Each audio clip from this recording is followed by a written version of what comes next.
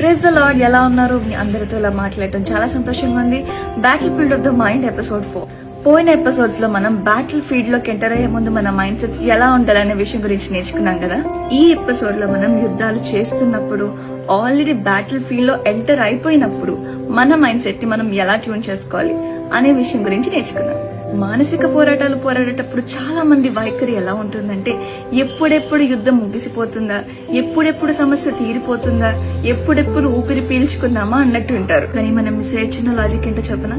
ప్రతి యుద్ధం మనల్ని గెలిపించడానికి ఉండదు.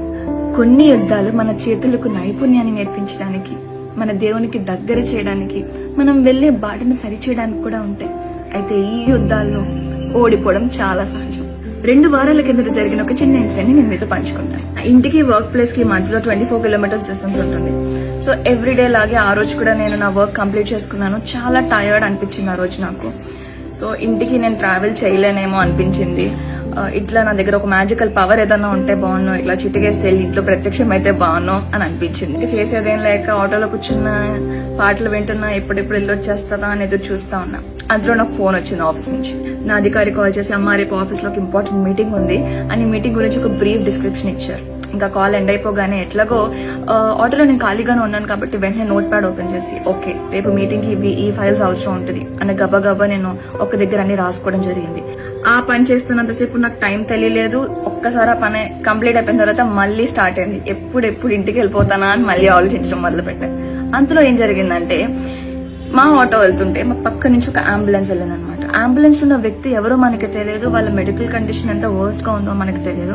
కానీ నాకు కలిగిన ప్రేరేపణ వల్ల నేను ఇంకాస్త ఎక్కువసేపు ప్రార్థన చేయడం మొదలు పెట్టాను. ఆ ప్రార్థన అయ్యేసరికి మా ఇల్లు వచ్చేసింది, నేను దిగిపోయాను. కొన్నిసార్లు మనం పోరాడే పోరాటాలు కొన్ని సంవత్సరాల తరబడి జరుగుతానే ఉంటాయి.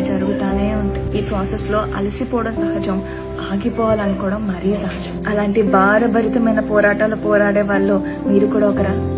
అయితే దేవుడు ఈరోజు మీతోనే మాట్లాడుతున్నాడు. చాలా అలసిపోయిన నాకు ఆ 24 కిలోమీటర్ల జర్నీ మధ్యలోనే నాకు ఎంతో నేర్పించి నన్ను ఇంకొకరికి ఆశీర్వాదంగా మార్చగలిగినప్పుడు, మీలో కొంతమంది కొన్ని సంవత్సరాల తరబడి సతమతమైపోయి కొన్ని పోరాటాలు పోరాడుతున్నారు. ఈ జర్నీలో మీరు కూడా గొప్ప పాఠాలు నేర్చుకునే ఉంటారు కదా. కొంతమందికైనా ఆశీర్వాదకరంగా మారే ఉంటారు కదా.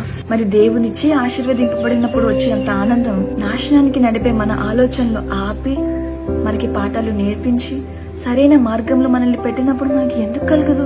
యుద్ధాలు గెలవడానికి చేయొద్దు, నేర్చుకోవడానికి చేయండి. అప్పుడు యుద్ధాలు అనిపించవు, పాఠాల్లో అనిపిస్తాయి.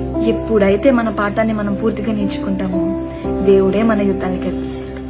మే గాడ్ బ్లెస్ యూ.